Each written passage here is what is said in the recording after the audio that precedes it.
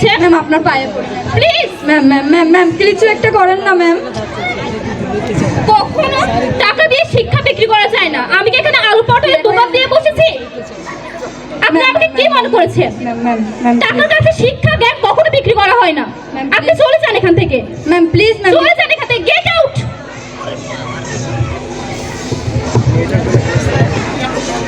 এটি হলো বড়লোক আর ছোট লোকের মধ্যে পার্থক্য। তারা কেন চেষ্টা করে না যে আমি চেষ্টা করব, আমাকে পারতেই হবে।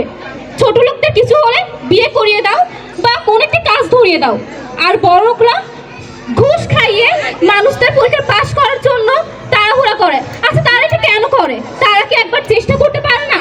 তার চেষ্টা করলেই তো সবকিছু সম্ভব হয়ে যায়। তারা কেন এমন করে? তাদেরকে একটা শিক্ষা দিতেই হবে এভাবে। উফ, এ বড়লোকদের চায় না আর বাঁচা যায় না। তারা কেন এমন করে সেটি আমি বুঝতে পারছি না।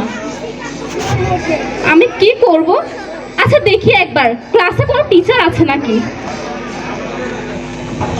গ্রামের মেয়েদের রেজাল্ট দিলে তাদের বাবা মা যা করে, মাইয়াগুলো সারাদিন একটা কাজও করে না, শুধু টোটো করে। কি করলো তিকার মা? আমার পোলা তো রেজাল্ট দিছে, সব বিষয়ে পাস করছিল। আমার মাইয়া তো আমারে কিছু কইলো না, রেজাল্ট আবার কবে দিছে? আমার পোলা আবার পাস করছিল, তোমার মাইয়া পাস করছে নি? আচ্ছা সাই মাইয়ারে যে কই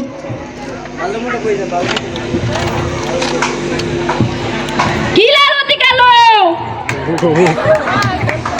মা কি আজ যে বলে তোর রেজাল্ট দিছে, তুই যে আমারে কইলি না পাশের ঘরে ভাবি কইলো রেজাল্ট দিছে। মা কম কম মনে করছি, কিন্তু কইতাম আজকে দিলে কইতাম না। তোর রেজাল্ট দে সামনে নে।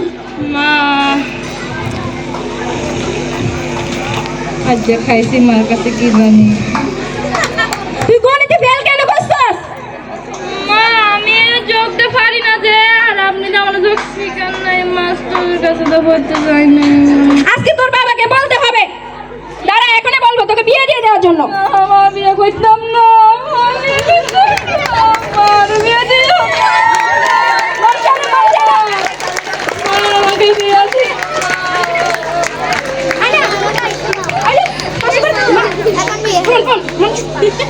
সবাইকে ধন্যবাদ।